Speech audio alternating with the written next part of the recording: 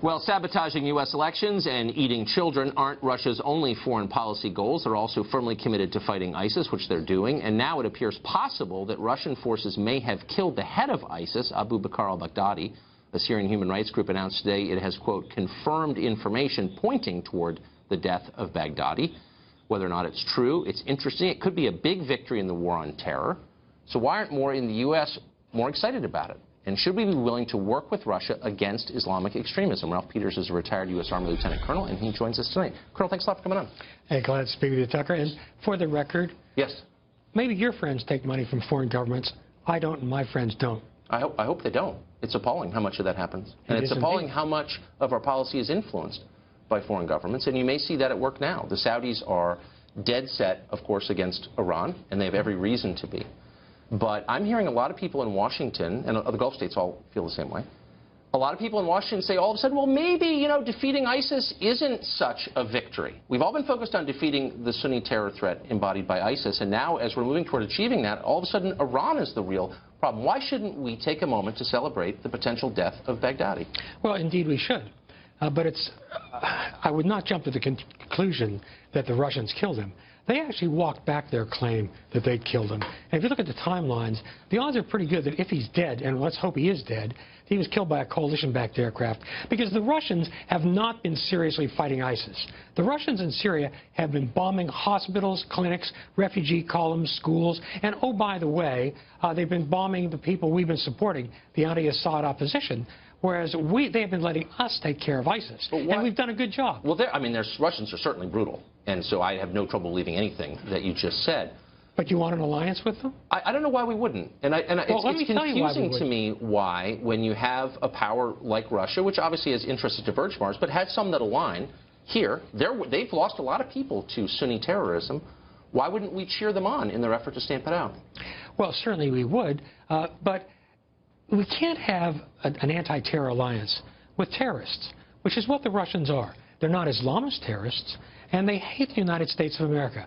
Again, bombing hospitals, clinics, schools. But how about, you know, murdering dissidents and journalists at home and abroad? Yeah, they're bad. No, we have nothing in common with the Russians. Why don't More or less than we do with the Saudis, our allies. Well, the Saudis, I have no brook for the Saudis whatsoever. Really, because they're our main allies in this. They're not my main ally. And, you know, I was warning about the Saudis decades ago, and you can read what I wrote about them.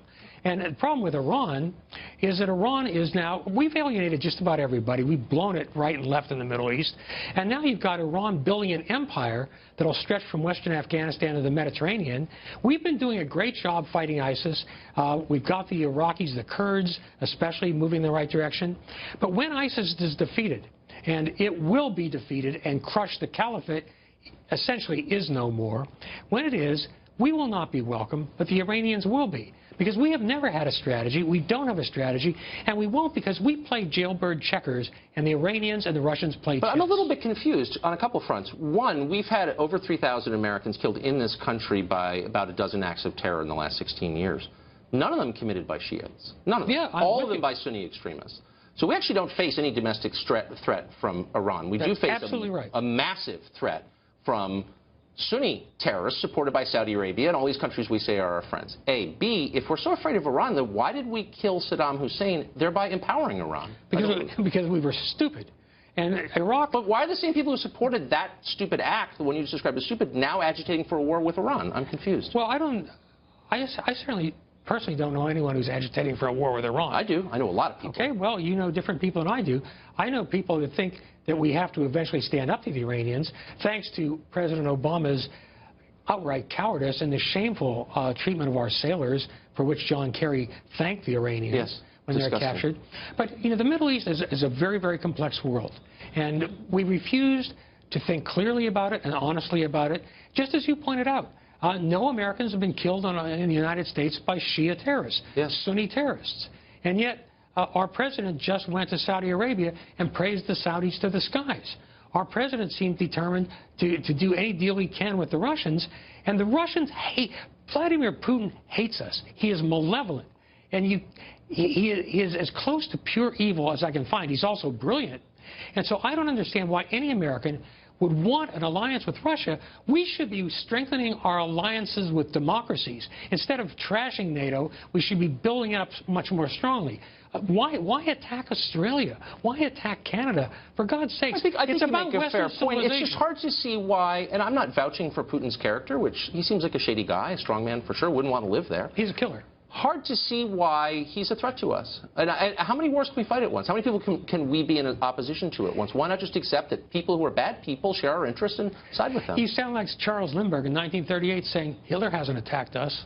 I beg your pardon? Slow down. Hey, slow down, Colonel. I'm not in any way. You cannot compare me to someone who would make apologies for Hitler.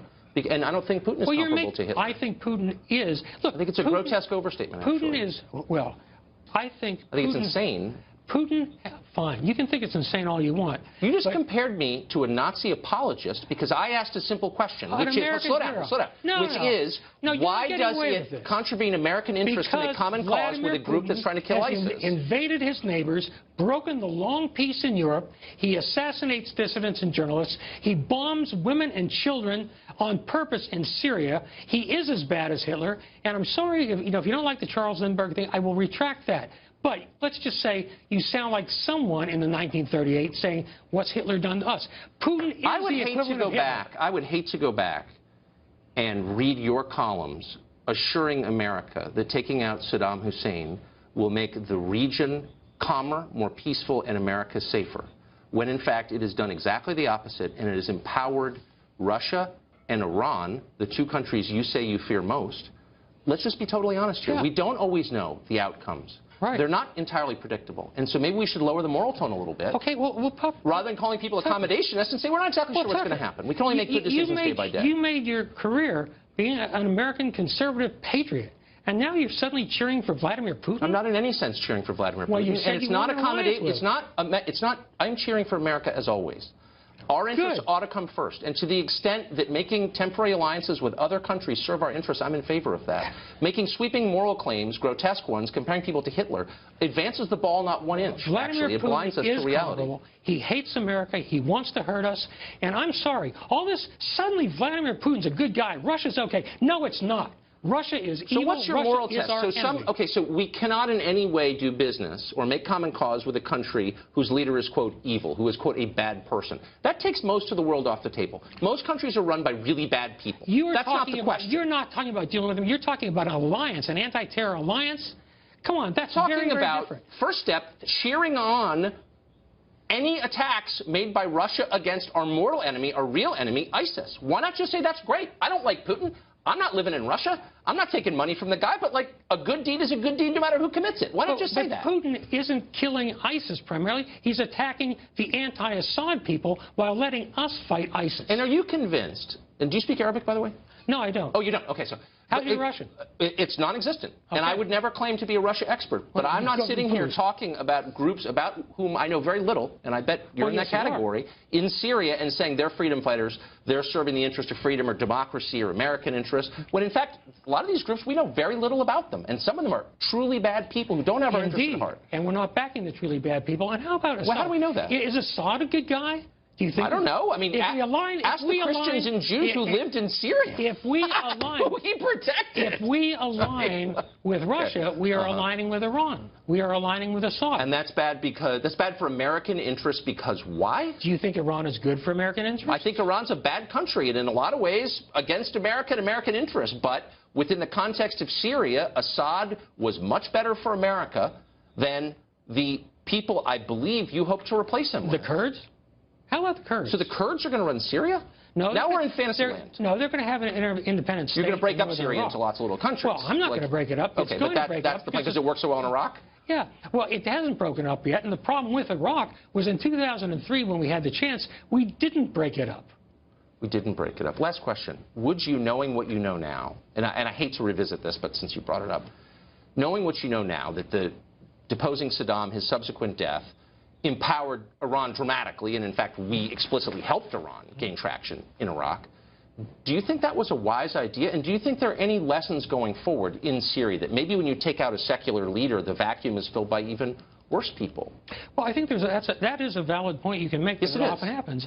But in 2003, we did a great thing inexcusably badly. I mean, Rumsfeld killing the MP brigades. There are a lot of reasons for it. We believed any Iraqi emigre who spoke English with an Oxford accent and wore a well-tailored suit. I mean, again, our intentions were great, but if I had it to do over again, no, I would not get rid of Saddam Hussein because we hadn't thought it through. My mistake. But you're confident that we've thought through what comes after Assad, who's run the country for decades, pretty peacefully, actually? I think killing 500,000 of your own people probably doesn't mean you should remain in charge. Now, well, after the civil war, I'm not making apologies for Bashar al-Assad. I'm merely saying that happened after. I'm not. It sounds like you're sitting here and making apologies for him. So because I'm asking rational questions about what's best for America, I'm a friend to strongmen and dictators. That is a conversation stopper, not a beginning of a rational conversation. No, this is not. My only point is that when Syria was run by Assad, 10% of the population was Christian, and they lived in relative peace, considering they lived in the middle of the Levant. That is absolutely true, and it's also true. And so what's happened to those people now? His father killed 30,000 or more people. Well, what's happened? Now, let's be fair. I mean, Barack Obama certainly blew it right, left, and center. Through sheer trepidation, cowardice, the inability to ever make a decision. But we are where we are, with 500,000, or perhaps more by now, Syrians dead, primarily killed by the Assad regime, the Iranians, Hezbollah, and now the Russians. And yet you want us to align with the Russians, with Iran, with Assad. I want us to act in America's interest and stop making shallow, sweeping moral claims about countries we don't fully understand and then hope everything will be fine in the end, because I just saw that happen, and it didn't work. You're doing that with Russia. I am not doing it now. With Russia, I'm merely saying that if a country we don't like takes active steps to kill people who are a threat to us, I'm going to pause and applaud. I'm not going to stand back and compare their leader to Hitler because it makes me feel virtuous. That's what I'm saying. But the fault in your logic is that Assad, the Iranians, the Russians are killing the anti-Assad forces. I'm sure, but you haven't explained why I, as an American, should be terrified by Iran or Assad. And I think American leaders should act in the interest of their own country primarily. That's the number one job they have, and they're not doing it. You couldn't answer me on Putin, so you changed the subject to Assad. I want to know why you think Vladimir Putin's okay. I don't think he's okay. I think it's great that he's fighting ISIS. ISIS is a threat to us, and we're being told. I'm sorry. You want an anti-terror alliance with Russia. What does Russia tangibly bring to the table? Bombs that kill ISIS. That's my view. Unfortunately.